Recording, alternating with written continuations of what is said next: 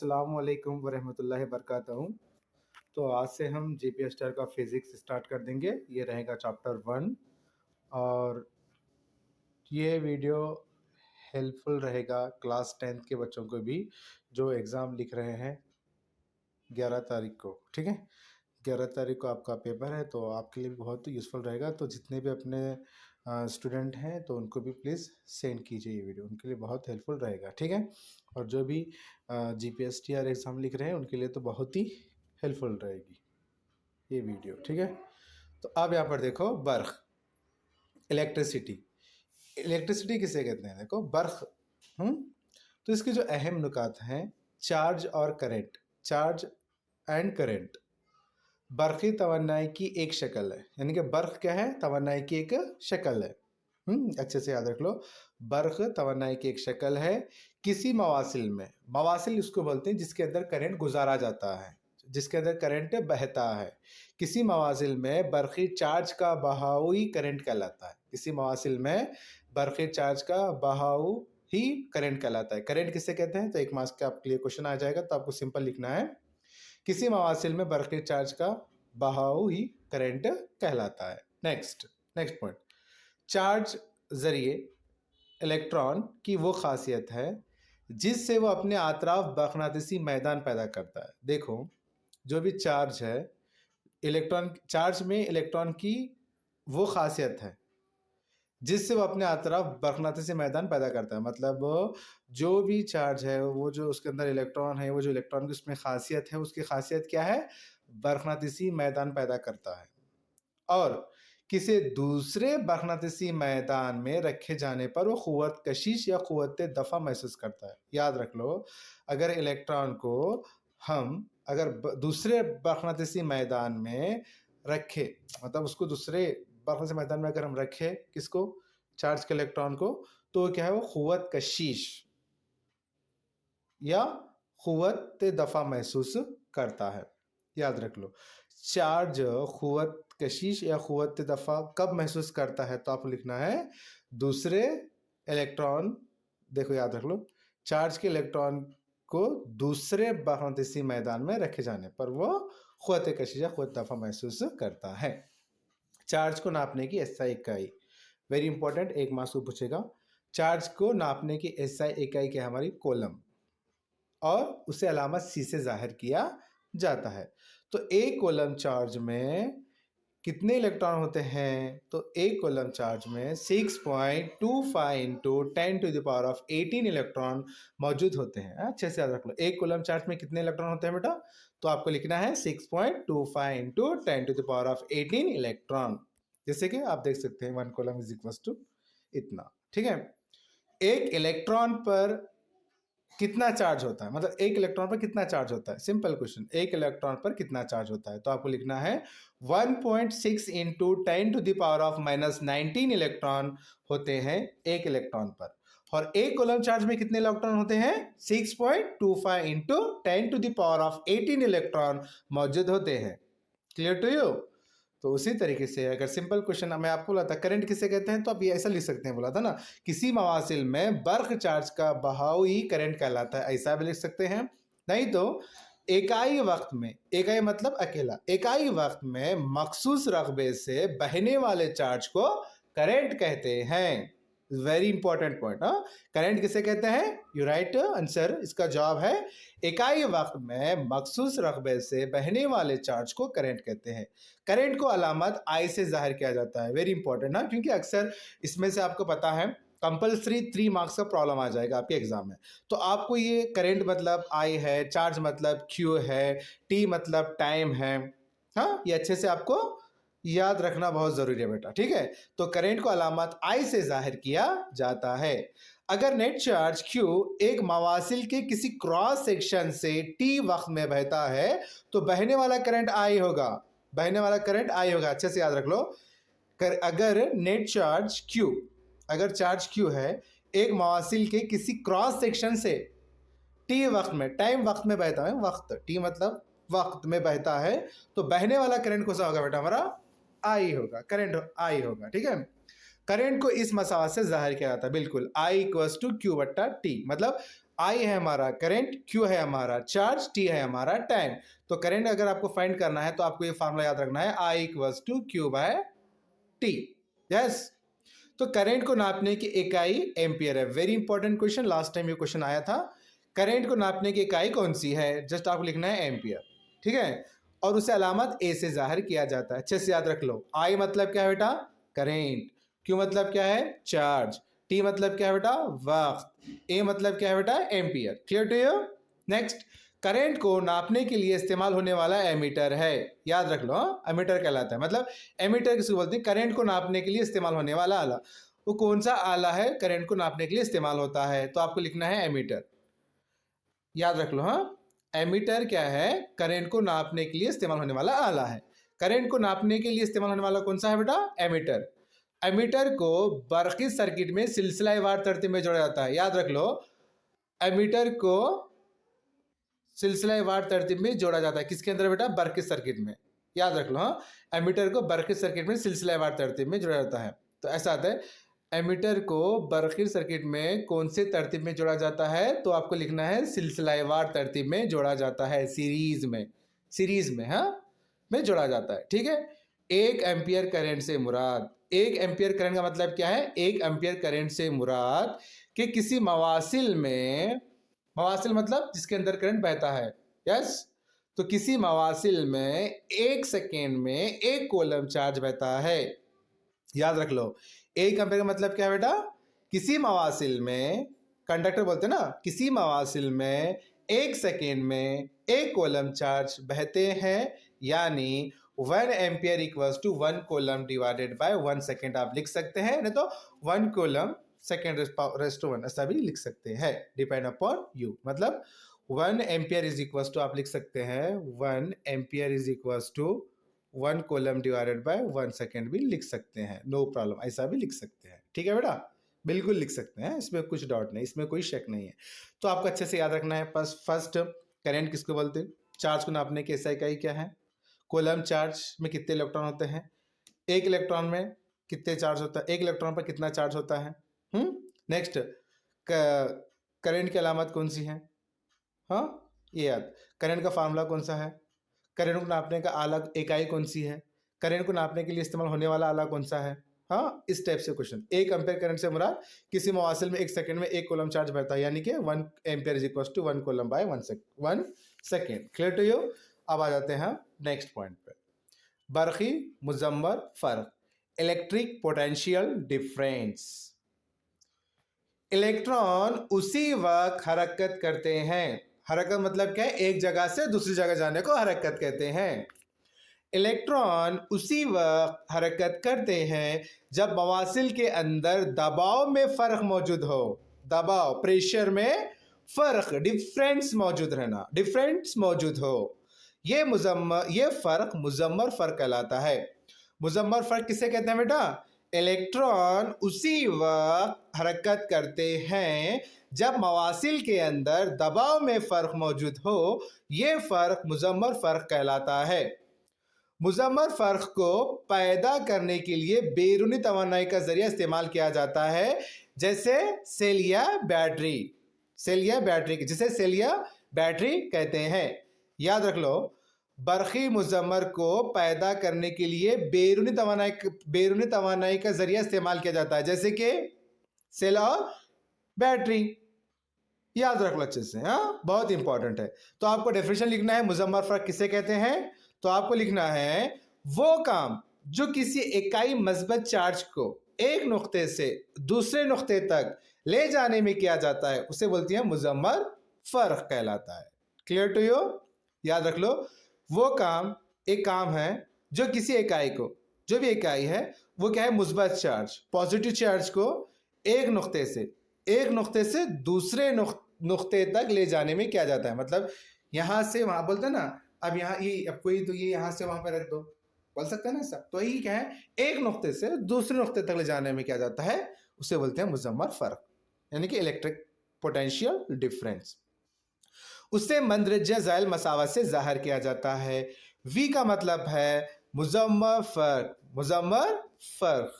W का मतलब क्या है बेटा? हमारा काम, वर्क। क्यू का मतलब क्या है बेटा हमारा चार्ज। Clear to you. जहां वी क्या है मुजम्मर फर्क, डब्ल्यू क्या है बेटा हमारा काम, और क्यू क्या है जी हमारा चार्ज है।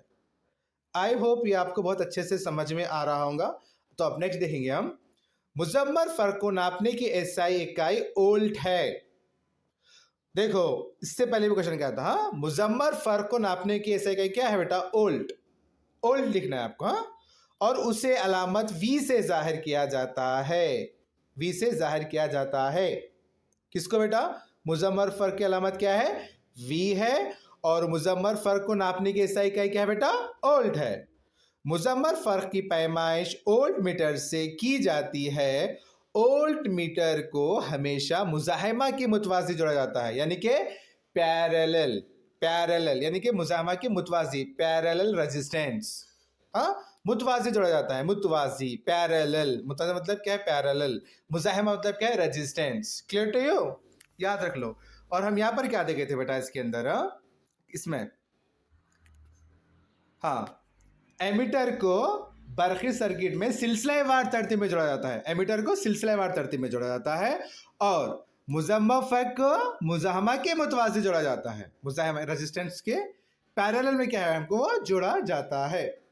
किसी मवासिल के दो नुक्तों के दरमियान 1 वोल्ट मुजम्मर फर्क से मुराद के 1 कूलम चार्ज को एक नुक्ते से दूसरे नुक्ते तक ले जाने के लिए 1 जूल का काम किया गया है, यानी 1 volt is equal to 1 joule divided by 1 coulomb.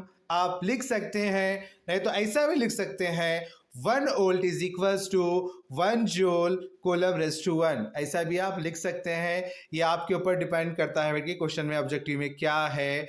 1 ohm is equals to 1 joule divided by 1 coulomb आप बिल्कुल लिख सकते हैं। Clear to students. तो अब हम नेक्स्ट देखेंगे सर्किट डायग्राम। सर्किट डायग्राम, बरक़ी रूह का बंद और मुसलसिल रास्ता बरक़ी सर्किट कहलाता है। वेरी वेरी वेरी इंपॉर्टेंट, आपके बोर्ड एग्जाम में क्वेश्चन बैठेगा ये, हाँ बहुत ही उम्दा क्वेश्चन है, बहुत ही अच्छा क्वेश्चन है। हाँ तो बरक़ी रूह का बंद और मुसलसल रास्ता बरक़ी सर्किट कहलाता है। बरक़ी रूह का बंद, बंद मतलब क्लोज, मुसलसल रास्ता जो रास्ता है वो बरक़ी सर्किट कहलाता है। ठीक है, बरक़ी सर्किट को तरसीमी तौर पर जाहिर करने वाला खाका सर्किट डायग्राम कहलाते हैं। मतलब ये बल्ब है, ये सेल है, ये बैटरी है, मतलब हम जो भी एक उसकी एक खाक है, यानी कि एक खाक या उसकी शक्ल बताते हैं ना, उस शक्ल को बोलते हैं बेटा हम circuit diagram. Clear to you, समझ में आ रहा है ना आपको। तो बरक़ी सर्किट को तरसीमी तौर पर जाहिर करने वाला खाका सर्किट डायग्राम कहलाता है। इसमें मुख्तलिफ अज़ा को अलामतों से जाहिर किया जाता है जो मंदरजा झैल हैं। अज्जा और अलामत, ये है बेटा बरक़ी सर्किट। एक मार्क्स में आपको पूछ लेगा, अच्छे से डायग्राम देखकर जाओ। बरक़ी सेल के अंदर एक पॉजिटिव और एक नेगेटिव है बेटा, पॉजिटिव टर्मिनल और नेगेटिव टर्मिनल एक है। और बैटरी क्या है बेटा 2-3, मतलब सेलों का मजमुआ। सेलों का जो मजमुआ है, मतलब एक से ज्यादा जो सेल रहते हैं ना, उसको बोलते हैं बेटा हम बैटरी। देखो यहाँ पर 3 सेल को मिला दिए तो मिल गया हमको बैटरी बन गई। नेक्स्ट, प्लग कंजिया स्विच खुला हुआ है बेटा, और प्लग कंजिया स्विच बंद तो अंदर डॉट डाल देना। एक तार का जोड़ा, देखो ध्यान से, बीच में डॉट है, 3 तरफ लाइन है बेटा, इस टाइप से जोड़ के बिना तार क्रॉसिंग, मतलब जोड़ तो है उसके बिना तार का क्रॉसिंग है। बरक़ी बल्ब देखो, आर मुजाहमत का मुजाहमा, मुतग़य्यर मुजाहमा या रियोस्टेट। और एमीटर देखो, एमीटर अंदर ए डालना है, इधर पॉजिटिव टर्मिनल नेगेटिव टर्मिनल है, और वोल्ट मीटर के अंदर भी वी डालना है, सेम है। एमीटर के अंदर ए है, वोल्ट मीटर में वी है, बाकी सब कुछ सेम है। ठीक है, ये आपको अच्छे से समझ में आ रहा हो ना बेटा। अगर जितना हो सके अपने फ्रेंड को शेयर कीजिए, और बेल आइकन को प्रेस करना मत भूलिए बेटा, क्योंकि ये वीडियो आपको बहुत हेल्पफुल रहेंगे। ठीक है, नेक्स्ट आप देखेंगे ओम का कानून, ओम्स लॉ। ओम के कानून का मुताला करने के लिए इस्तेमाल होने वाला बरक़ी सर्किट वेरी इंपॉर्टेंट है। ये डायग्राम आपको प्रैक्टिस करना है, 2 मार्क्स के लिए आ जाएगा आपके एग्जाम में। ठीक है, देख लो इसके अंदर क्या बेटा, एक तरफ है पॉजिटिव है, एक तरफ क्या बेटा नेगेटिव है, वोल्ट है, और एक्स और वाई ये रेजिस्टेंस है। नीचे क्या हमारा वोल्ट मीटर, यहाँ पर है एमीटर, यहाँ पर क्या है की है। की क्या है, स्विच क्लोज है ऑन है, देखो जहाँ पर अंदर डॉट है वो क्या हमारा बंद है। हाँ तो इस टाइप से आपको अच्छे से सर्किट प्रैक्टिस करके जाना है। ठीक है, एक बार अच्छे से देख लो ओम का कानून। ओम्स लॉ कंपल्सरी आपके एग्जाम में आएगा 3 मार्क्स के अंदर, ठीक है। ओम का कानून कहता है, ओम का कानून क्या कहता है बेटा, तो आओ देख लेते हैं ओम का कानून क्या कहता है। दर्जे हरारत एक सा रहने पर, मतलब जो भी टेम्परेचर है ना वो एक सा रहने पर, ऐसा मतलब एक साथ, हाँ, किसी मवासिल में बहने वाला करंट आए, बहने वाला करंट आए, इसके सरों के मुजम्मर फर्क, जो इसके सरों का मुजम्मर फर्क है वो क्या है बेटा, ओल्ट के सीधे तनासुब में होता है, कोसे सीधे तनासुब में होता है। अब देखो उसको बोलते हैं हम ओम का कानून, ओल्ड अल्फा आई करेंट। तो आप क्या रखना, ओम के कानून की हिसाबी शक्ल है, इंपॉर्टेंट है, अच्छे से याद रख लो, कंफ्यूज नहीं होना है। प्रॉब्लम के अंदर बहुत सारा कुछ यूज हो जाएगा ये फार्मूले, हम प्रॉब्लम भी एक वीडियो में अच्छे से कर लेंगे, ठीक है। V is equals to I R, और अगर हम V मतलब हमको पोटेंशियल मालूम करना है तो आपको करना है करंट इनटू रेजिस्टेंस, दोनों को मल्टीप्लाई करना है। अगर I बोले तो ओल्ट डिवाइडेड बाय रेजिस्टेंस, अगर रेजिस्टेंस पूछा तो ओल्ट डिवाइडेड बाय आई। ये तीन, एक के जरिए हम तीन फार्मूले यहाँ पर बना सकते हैं। कैसे कि देखो, अब एक तो हमारा V equals to I into R, अब हमको मालूम करना है I, तो ये V डिवाइडेड बाय आर इधर आएगा तो ये मिल जाएगा I। अब हमको मालूम करना है रेजिस्टेंस, ये हो जाएगा V डिवाइडेड बाय आई। तीन फार्मूले अच्छे से याद रख लो, आपको यूज हो जाएंगे प्रॉब्लम में, ठीक है बेटा। नेक्स्ट, जहां R दिए हुए धाती तार का एक दिए हुए दर्जे हरारत पर मुस्तखला है, जैसे मुजाहमत रेजिस्टेंस कहते हैं, यानी कि जिसे मुजाहमत रेजिस्टेंस कहते हैं। रेजिस्टेंस किसे कहते हैं बेटा, अच्छा जहां R वो तो है दिए हुए धाती तार का एक दिए हुए दर्जे हरारत पर मुस्तखला है। मुस्तक मतलब क्या बेटा, एक कांस्टेंट है, कांस्टेंट है जिसे मुजाहमत कहते हैं, रेजिस्टेंस कहते हैं। मुजाहमत की पैमाइश इस इकाई ओम है, ओम याद रख लो, ओम। रजिस्टिविटी का क्या है, ओम मीटर, या क्या है, मुजाहमत क्या रेजिस्टेंस का है हमारा ओम, की पैमाइश ऐसा है कि हमारे ओम, और उसे ओम से अलामत से जाहिर किया जाता है। आप देख लो बेटा ओम की अलामत कैसी है, आपको अच्छे से याद रखना है, ठीक है। नेक्स्ट, किसी मवासिल की मुजाहमत 1 ओम से मुराद है कि मवासिल के सरों के दरमियान, मवासिल के सरों के दरमियान मुजम्मर फर्क 1 ओल्ट, और इसमें बहने वाला करंट 1 एम्पियर है, यानी 1 ohm is equals to 1 volt divided by 1 ampere. 1 ohm के इक्वल में क्या है, 1 ओल्ट डिवाइडेड बाय 1 एम्पियर है। किसी मवासिल में बहने वाला करंट उसकी मुजाहमत के साथ माकुस तनासुब में होता है, माकुस तनासुब में होता है। किसी मवासिल में बहने वाला करंट, जो भी मवासिल में करंट बह रहे हैं और उसका जो रेजिस्टेंस है वो क्या है, वो माकुस तनासुब में है। यानी अगर मुजाहमत दुगनी कर दी जाए तो करंट आधा हो जाता है। जितना तुम रेजिस्टेंस ज्यादा करेंगे ना, दुगना डबल करेंगे ना, तो तब करंट क्या हो जाएगा, उसका आधा हो जाएगा। यस, तो सर्किट में वोल्टेज को तब्दील के बगैर करंट को बढ़ाने या घटाने के लिए एक आला इस्तेमाल किया जाता है जिसे बोलते हैं रियोस्टेट। रियोस्टेट किसको बोलते हैं बेटा, सर्किट में, या सर्किट में वोल्टेज को, अब बोलते हैं ना अरे यार हमारे घर में एकदम से बहुत रोशनी आई, बल्ब की रोशनी बहुत चमक बहुत आई, एकदम से वोल्टेज हाई हो गया, हाँ, और एकदम से कभी कभी क्या है डिम, बल्ब क्या है आपका डिम डिम कमजोर आता है, वोल्टेज कम रहता है। मतलब जो भी वोल्टेज बढ़ रहे और वोल्टेज कम हो रहे, मतलब वोल्टेज का बढ़ाना और वोल्टेज का घटाना, ये किसका काम है बेटा, इसका काम है रियोस्टेट का काम है, ठीक है, कहते हैं उससे।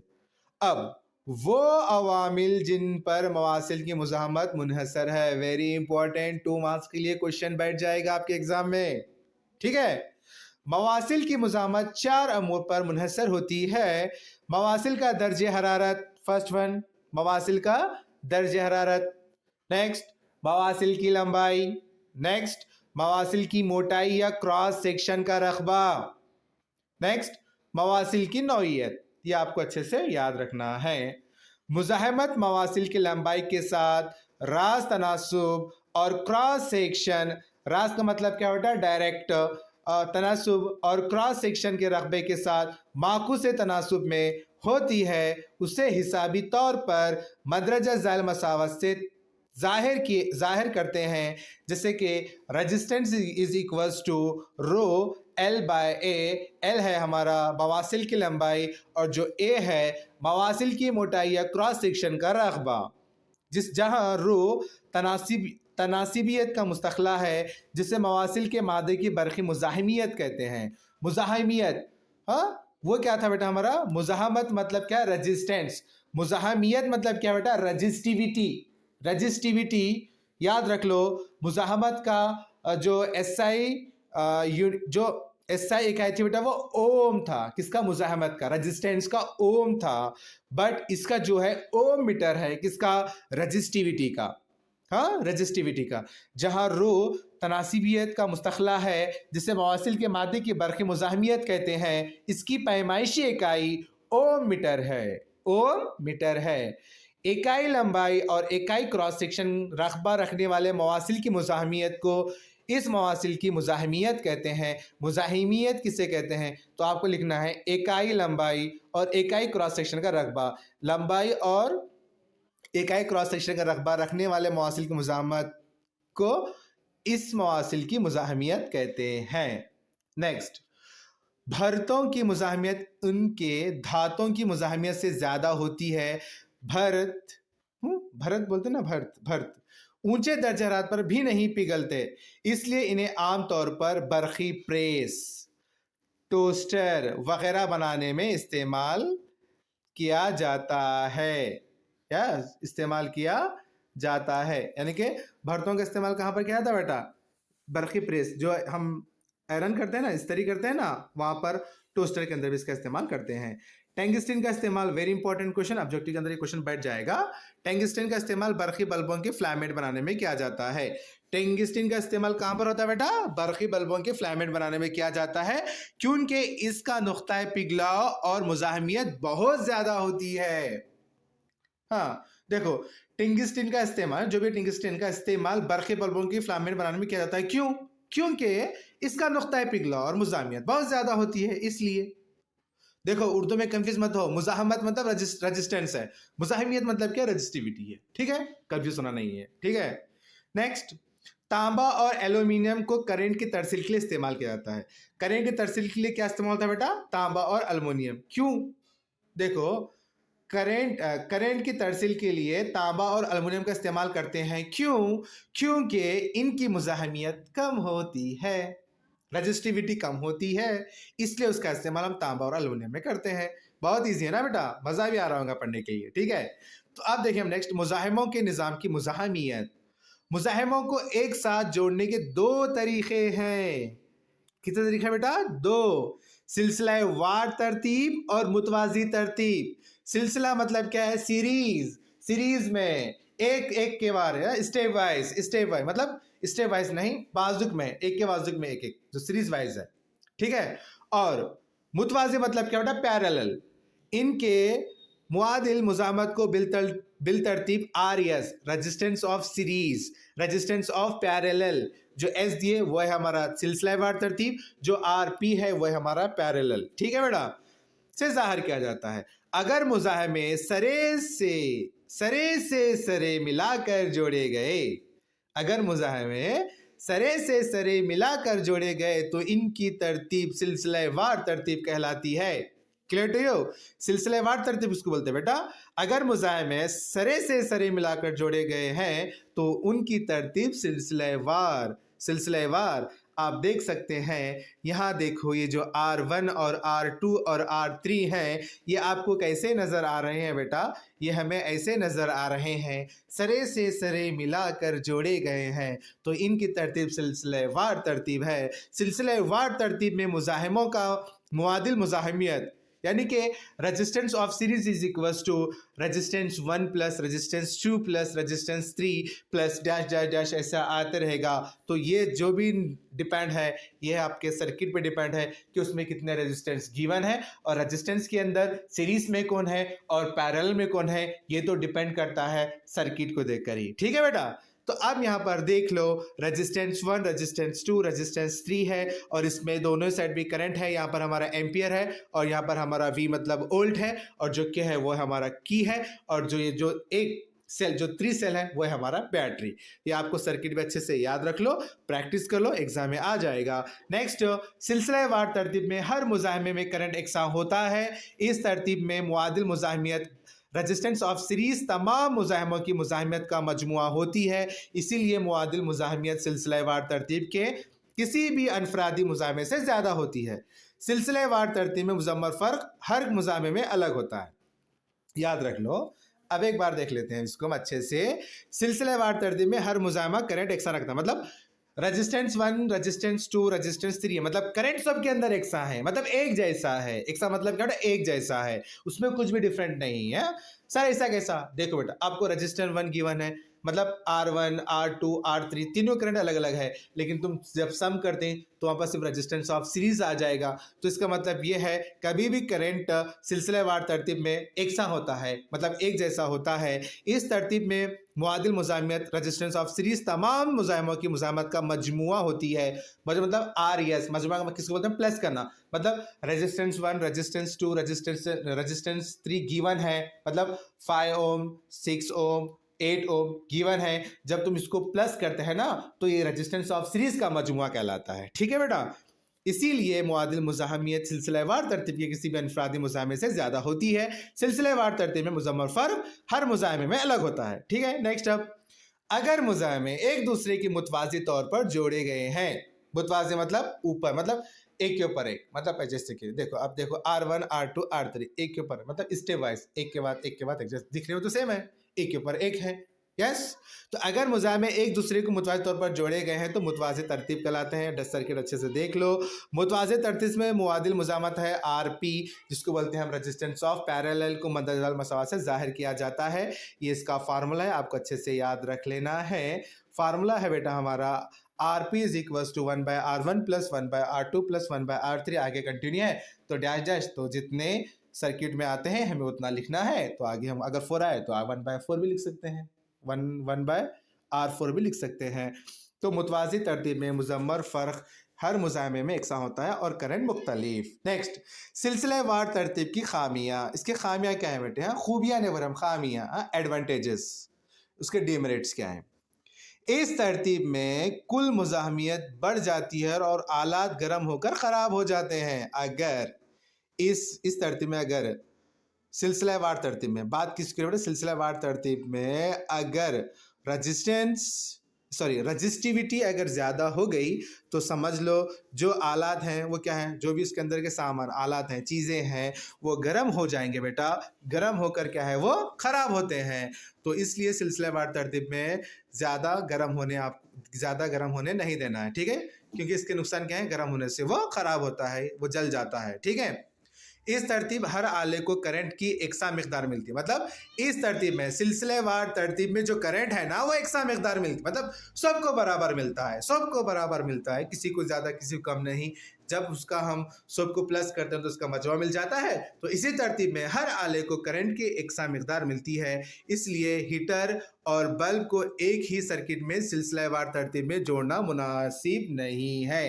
देखो, बल्ब को एक ही सर्किट में सिलसिलेवार तरतीब में जोड़ना मुनासिब, इसलिए हीटर और बल्ब को सिलसिलेवार तरतीब में जोड़ना नहीं है, क्योंकि हीटर और बल्ब को मुख्तलिफ मिकदार में, अलग अलग मिकदार में, अलग अलग कीमत पर करेंट की ज़रूरत होती है। हीटर को अलग करंट, हीटर की मिकदार मतलब हीटर को कितना करंट लगता है, बल्ब को कितना लगता है, वो तो सर्किट को ही पता है। तो इसलिए दोनों को हमें लगाना नहीं है। वो अपने अपने मिकदार पर जितना करंट लगता है वो उतना ही करंट वो उतने करंट की क्या है, उनको नीड्स है। ठीक है, ज़रूरत होती है। नेक्स्ट, थर्ड पॉइंट, सिलसिलेवार तरतीब में अगर एक आला ख़राब हो जाए तो पूरा सर्किट ख़राब हो जाता है। अगर उसमें कोई भी एक चीज़ ख़राब हो गई ना, एक आला ख़राब हो गया, तो मान लीजिए कि वो पूरा जो सर्किट है ना, सिलसिलेवार तरतीब, वो ख़राब हो जाएगा बेटा। यस, तो इसीलिए घरेलू सर्किट में सिलसिलेवार तरतीब इस्तेमाल नहीं होती।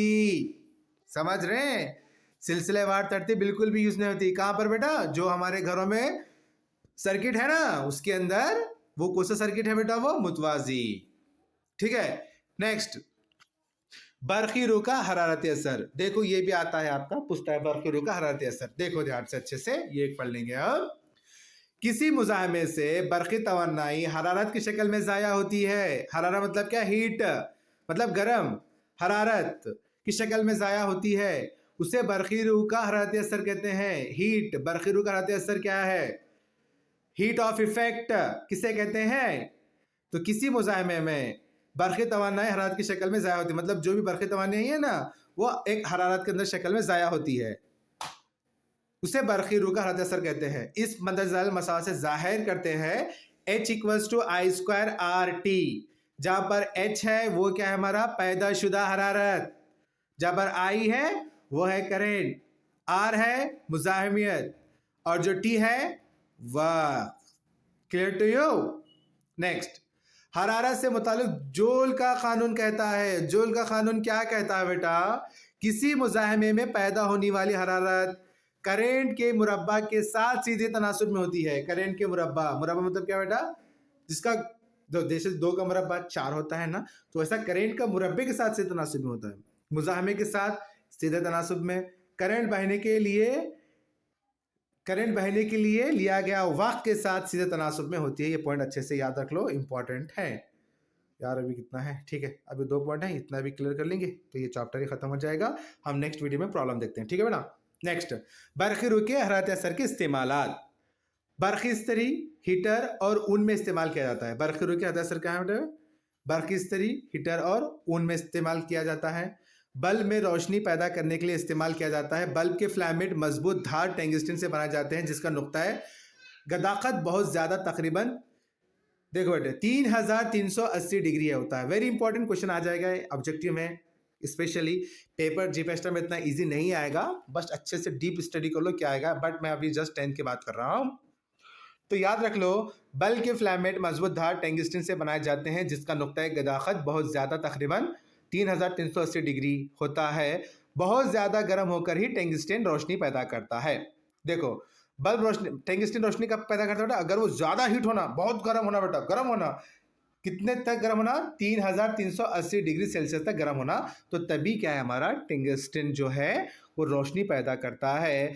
बरक़ी फ्यूज़, बरक़ी फ्यूज़ में बरक़ी रात का इस्तेमाल किया जाता है। फ्यूज़ अचानक बहुत ज़्यादा करंट बहने की सूरत में उसे रोक कर आले की हिफाजत करता है। मतलब देखो अब कैसे फ्यूज़ है, अगर वोल्टेज ज़्यादा का सडन कुछ खराबी आ गई तो सर्किट क्या है, सडनली नीचे ऑफ हो जाता है, सट बोल करके है वो ऑफ हो जाता है। क्यों?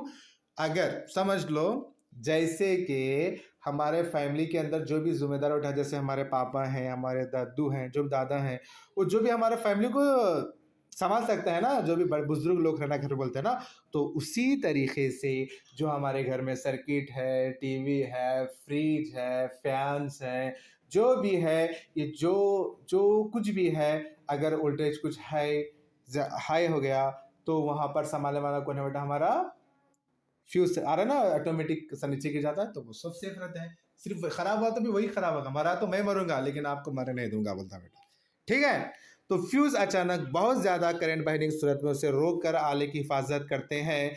फ्यूज कम नुक्ता गदाकत रखते हैं, जो एल्युमिनियम, तांबा, लोहा, सीसा वगैरह के भर से बने होते हैं। फ्यूज को सर्किट में सिलसिलेवार तरतीब में जोड़ा जाता है। जब सर्किट में अचानक बहुत ज़्यादा करंट बहता है तो फ्यूज का तार गर्म होकर पिघलता है, जिससे सर्किट टूट जाता है और सर्किट में मज़ीद करंट नहीं बहता, जिससे बरक़ी आलात ख़राब होने से बच जाते हैं। बरक़ी आलात की रीडिंग के लिहाज से मुख्तलिफ़ किस्म के फ्यूज़ इस्तेमाल होते हैं, मसलन 1 ampere, 2 ampere, 3 ampere, 5 ampere, 10 ampere के क्या बेटे हम इस्तेमाल करते हैं, ठीक है। तो अब लास्ट है हमारा बरक़ी पावर, इलेक्ट्रिक पावर। बरक़ी तवानाई को खर्च करने की शरह बरक़ी पावर पी कहलाती है। उसे मंदरजा ज़ल मसावा से ज़ाहिर किया जाता है। ये 3 फार्मूला आपको अच्छे से याद रखना है, क्योंकि प्रॉब्लम में बहुत इस्तेमाल होते हैं। इसमें से आपको एक क्वेश्चन 2 मार्क्स के लिए आ जाएगा एग्ज़ाम में, और जो पोटेंशियल डिफरेंस है उस पर से 3 नंबर क्वेश्चन आ ही जाएगा। तो अच्छे से देख लेंगे हम, जो भी सर्किट हैं तुम्हारे सीरीज और पैरेलल, उससे भी क्वेश्चंस आ जाएंगे प्रॉब्लम के। तो हम नेक्स्ट वीडियो में करेंगे प्रॉब्लम्स इस चैप्टर के, ठीक है। तो याद रख लो P is equals to V into I. P का formula I square into R और R equals to V square divide by R. Power की इकाई वोल्ट डब्ल्यू है। वन वन देखो वन क्या है बेटा, हाँ वी है ना हमारा, ओके। 1 वैट, वी मतलब क्या है वैट, डब्ल्यू मतलब क्या है 1 watt. 1 watt equals to 1 volt into 1 ampere होता है। पावर की इकाई क्या है बेटा हमारे, वैट है। पावर की इकाई क्या है, वैट है। पावर किसे कहते हैं याद रख लो, पावर का फार्मूला क्या अच्छे से याद रख लो, पावर की इकाई वैट है, ये भी याद रख लो। वैट इकाई बहुत छोटी इकाई है, इसलिए अम्लीय तौर पर वैट के बजाय किलोवैट घंटा, किलोवैट घंटा इकाई इस्तेमाल होता है। वेरी इंपॉर्टेंट, ये क्वेश्चन आया था जीपीएससी एग्जाम में और एचएसटीआर के अंदर भी आया था क्वेश्चन, ये ठीक है याद रख लो। वैट इकाई बहुत छोटी इकाई है, इसलिए अम्लीय तौर पर वैट के बजाय किलोवैट घंटा इकाई इस्तेमाल की जाती है। 1 किलोवैट घंटा वो तवानाई है जो 1 वैट पावर 1 घंटे के लिए इस्तेमाल की जाती है। किलोवैट घंटा इकाई तिजारती इकाई कहलाती है। तिजारती इकाई किसे कहते हैं अच्छे से याद रख लो, इसे आमतौर पर 1 यूनिट यानी कि 1 किलोवैट आवर्स कितना होता है बेटा 1 किलोवैट के अंदर 3.6 इंटू 10⁻⁶ जूल्स। आई होप ये आपको बहुत अच्छे से चैप्टर समझ में आ गया होगा। अगर समझ में आ गया है ना तो प्लीज़ जितने भी आप जो भी जीपीएसटीआर की तैयारी कर रहे हैं वो अच्छे से तैयारी कीजिए, अच्छे से पढ़ लीजिए, नोट्स बना लीजिए, बहुत इजी है। ओके। और इसके अलावा जो भी आपके स्टूडेंट्स हैं जो भी 10th का एग्ज़ाम लिख रहे हैं 11 अप्रैल को, तो उनके लिए तो बहुत हेल्पफुल रहेगा, प्लीज़ उनको भी शेयर कीजिए। ओके, अल्लाह हाफिज़, टेक केयर, बाय। अब हम फिर नेक्स्ट वीडियो मिलेंगे विद प्रॉब्लम के साथ, ठीक है, बाय।